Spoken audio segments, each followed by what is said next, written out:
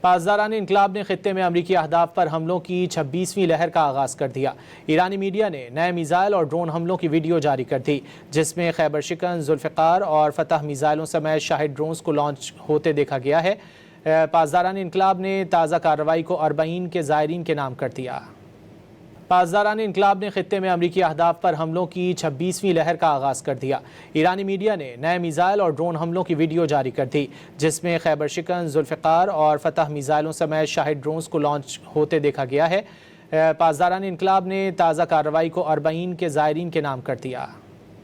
پاسداران انقلاب نے خطے میں امریکی اہداف پر حملوں کی 26ویں لہر کا آغاز کر دیا۔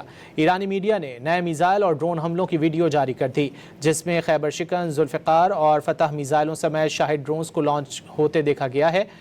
پاسداران انقلاب نے تازہ کارروائی کو اربعین کے زائرین کے نام کر دیا۔ پاسداران انقلاب نے خطے میں امریکی اہداف پر حملوں کی 26ویں لہر کا آغاز کر دیا۔ ایرانی میڈیا نے نئے میزائل اور ڈرون حملوں کی ویڈیو جاری کر دی، جس میں خیبر شکن، ذوالفقار اور فتح میزائلوں سمیت شاہد ڈرونز کو لانچ ہوتے دیکھا گیا ہے۔